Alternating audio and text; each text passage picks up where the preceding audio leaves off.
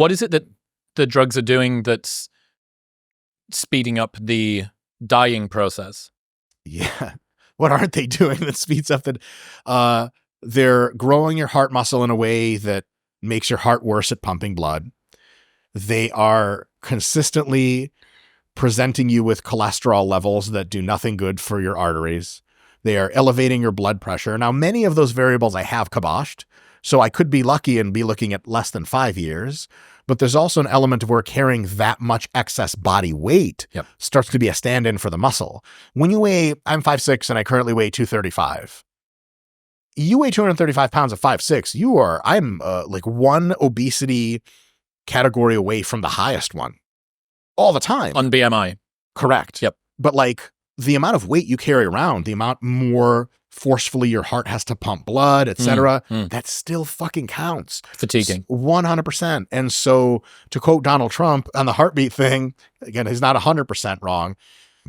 That definitely is a factor. So if you happen to have used lots of steroids, but you kept most of your health values in check and you just had dog shit genetics for being jacked and you never got really big, you're probably looking at less than 5 years off your lifespan on average.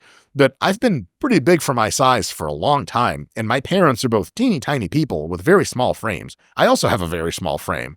I just have a lot of muscle on it, relatively speaking, and a lot of weight, and I have had for years, and that's absolutely a big fucking problem. I think about Chris Bumstead when you talk about that, someone who's just retired, age 30. Okay. 6'2", 6'3", I think he steps on stage at like 220, 230, something like that. I'm not too sure. It's very mysterious what the classic guys actually weigh, but yeah, right, 220 to 240 or something. Yeah. I think about him, trying to get in and get out. He's like, Navy SEAL Team 6, like kicking a door down, shot someone in the face 6 times, and then, wait, like, you can't get me anymore. I don't have any more Olympia trophies. Yeah. All right. I wonder how much he's been able, obviously genetically elite. I wonder how much he's been able to get in and get out, so to speak. The more you can get in and get out, the better.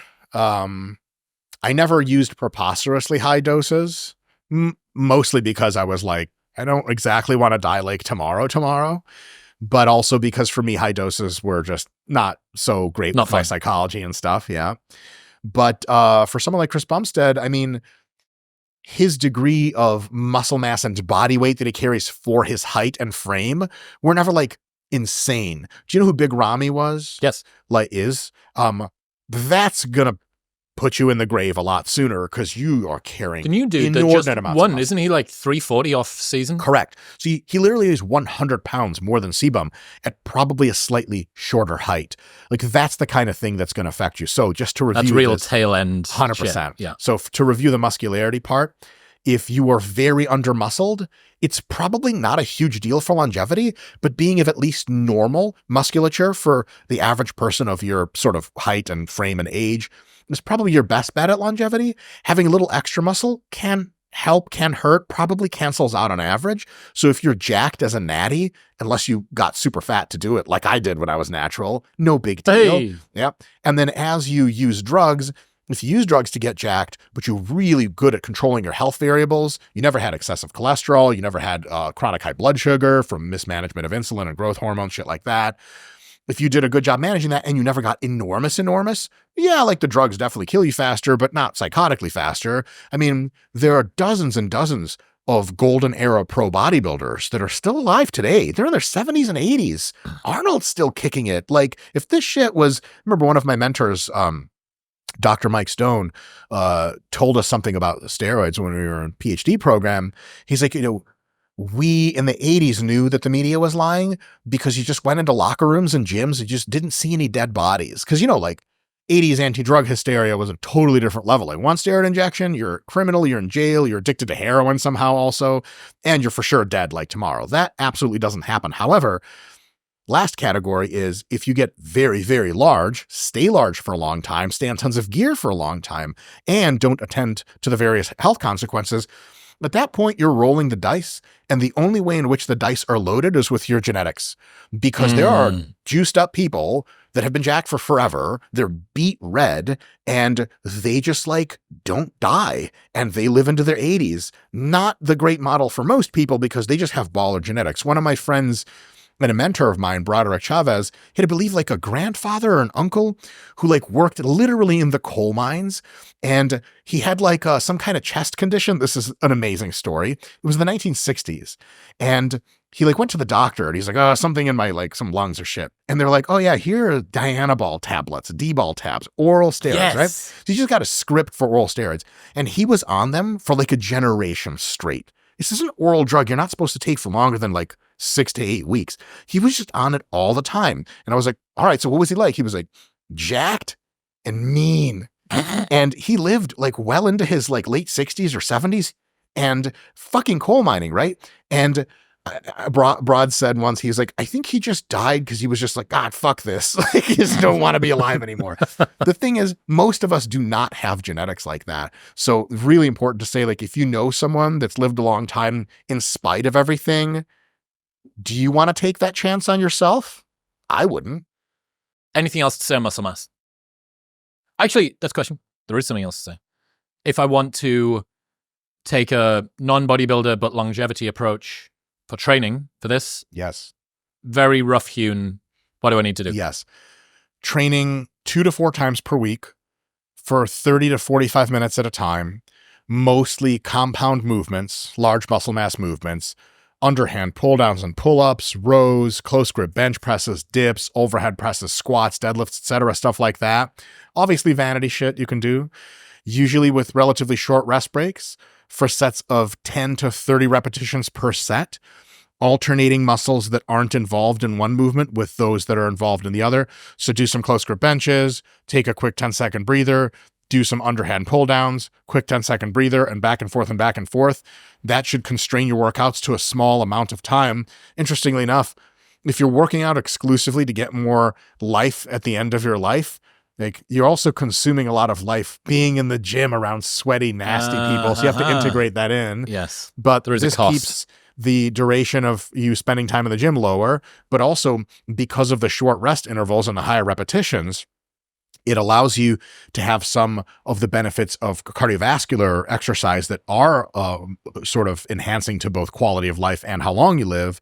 And so that's probably the best way to do it. It's very minimal effect on your schedule, and it has probably as much as you'll ever need to extend your lifespan or make it higher quality. If you're training in the gym like 2 hours a day, 6 days a week, and you're like, for longevity, like it's not bad for you necessarily, but it's overkill. You're overshooting. Yeah, definitely. Sleep. What about sleep? Sleep's a big deal. Sleep is the ultimate stress reducer in everyone's life. Like that's pretty much one of the main purposes of sleep is to kind of reset the whole system. And sleep is a thing where, again, that 90-10, 80-20 rule comes in handy. If you're mostly sleeping enough to feel well rested, which means if you need like, fuck Newtonic, I need 8 cans of Monster to keep me awake after 2 p.m., you're not getting enough sleep. But if a can or 2 of Newtonic throughout the day is all you need to be your sharpest, then you're good to go. And you're probably getting enough sleep, 7 to 9 hours for most people. As good of quality of sleep as you can manage. Keep the room dark, keep the room cool, few distractions, no blue light a few hours before bed, all the general sleep recommendations that are really awesome. If you just checklist that and you usually get really good sleep, a night or 2 every few weeks, you stay up all night or you get, really busy with work, you only sleep a few hours, no big deal. Generally, that's the recommendation. Chronic low amounts of sleep in a way that has you feeling it is a big deal. Some people just don't need as much sleep as others. Jocko. Is that true? Supposedly. So the 4:30 a.m. thing, which I'm reliably told by some of my friends that are fathers that they beat on an almost nightly basis. Yeah, easy. I'm never asleep. They've got dad shit to do. Yeah, exactly. Right.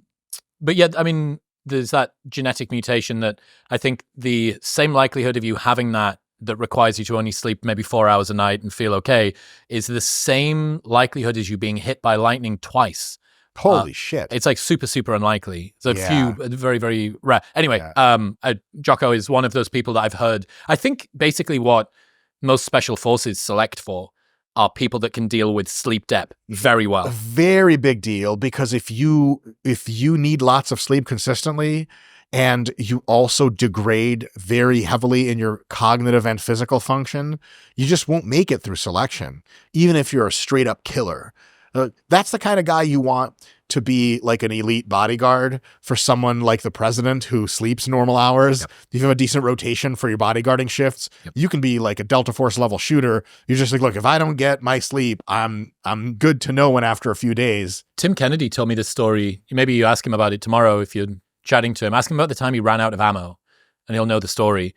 And I think he said he was awake for, like, the only time he slept was when he was concussed by an IED going off. Holy shit. In like 48, maybe more hours. He's awake for 2 full days, runs out of every different platform, every different magazine, every different piece of ammunition that he had. And he just realized that, okay, that's what the job demands of you. Ross Edgley, who I think wanted an intro to you to have a chat at some point. Oh, dope. I asked him, he's done all of these crazy, he's swam or did a triathlon holding a tree, triathlon. He's the first person in history to ever swim around Great Britain. He did 6 hours on, 6 hours off for basically 7 months. He's just done the longest single distance river swim in history. It was 300 miles. Oh my God. 55 hours without touching land, without sleeping, without anything, 55 hours straight through. And I asked him what his superpower is, and it completely makes sense. All of those things together are him allowing to deal with sleep deprivation and to digest food in very strange situations. Yeah, some people's digestion will shut down in ultras and stuff. So he's able to have piping hot porridge to keep him warm when he was in the Yukon swimming in Canada, piping hot porridge like a internal hot water bottle, heating him from the stomach out. But then get back to moving and being horizontal. If you feed me food, I need to be vertical for at least 45 minutes afterward, just the way my digestive tract is put together. Sure. I don't like being horizontal. Sure. What I'm saying is certain people deal with digestion, sleep in very, very, very different ways. Yes. So for those people that don't need as much sleep, don't feel like you have to get it. But if you're genuinely not well rested, chronically, you're doing some reduction of lifespan and life quality 100%. What about regularity of sleep? I've heard that the regularity can impact longevity as much as the duration. Yeah. That's probably a little bit of an exaggeration, though maybe not by much. Especially in extreme cases, it can be pretty nasty. Shift workers, firefighters, nurses. Correct. Sleeping roughly with the day and night cycle, and getting to bed and waking up at roughly the same time on most days is probably a good idea. For some people that like that Brian Johnson robotic lifestyle, every morning you wake up at the same time, every night you go to bed at the same time, dope. But for most people, they're going to take a hit on social quality of life factors. And yeah, if you stay up a night or two a week a little later and wake up a little later, it's just not going to be a big deal. But regularity is a really, really good thing. It's a thing that should be built into your life anyway, and violating every now and again is okay. Always being in the mix of God knows when I go to sleep and wake, probably not ideal for longevity.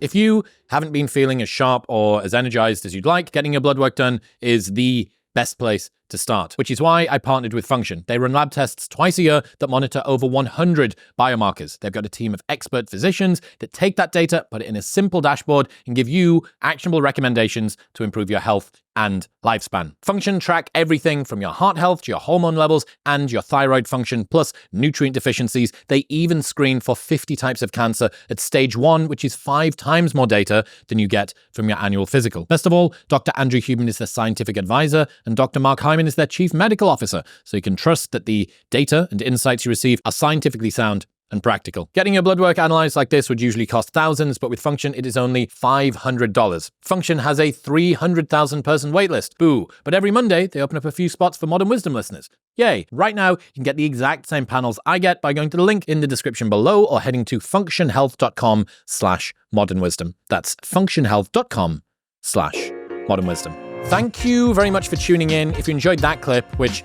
come on, you did, how about watching the full episode with the beautiful Dr. Mike right here?